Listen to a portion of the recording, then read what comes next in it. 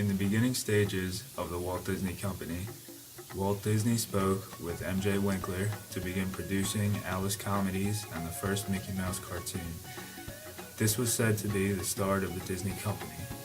The 1930s are where Disney established themselves.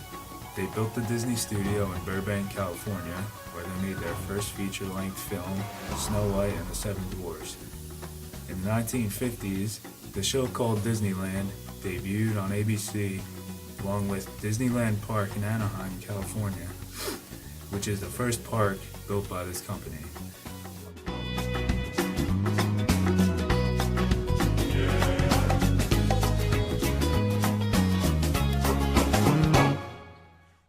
Unfortunately, Walt Disney passed away He gone. in the 1960s at the age of 65 because of lung cancer.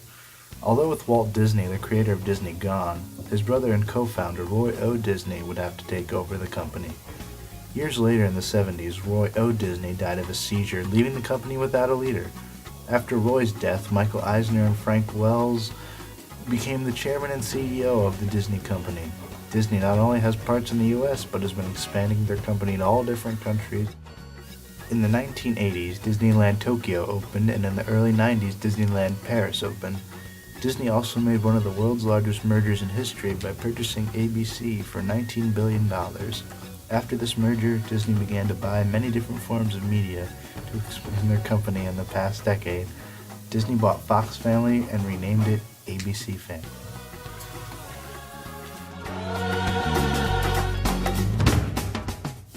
Today, they own ESPN, ABC, both news and television, Disney Channel, Hyperion Books, Pixar, Lucasfilm, and Marvel Entertainment. Although it's still well known around the world without Walt Disney still alive, Robert A. Iger has made Disney what it is today by being the president and chief executive of the Disney Company.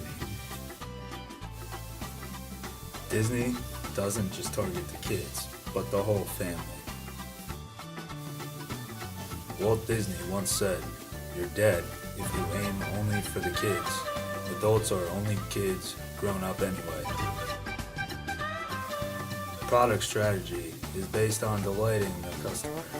They bring out the child inside of you. Disney believes in constantly improving and creating new rides and attractions for families to enjoy.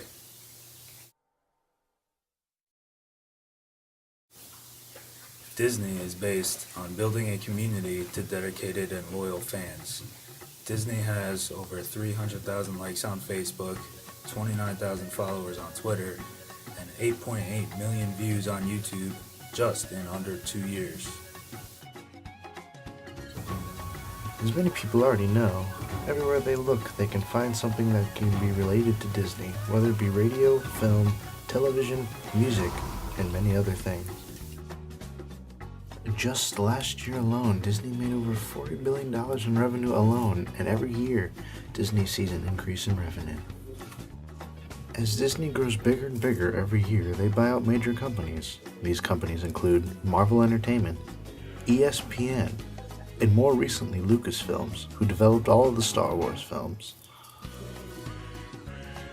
While Disney revels in its great success it sees year after year, doesn't it feel that Disney might have just too much power? Just look at all the various media outlets it controls.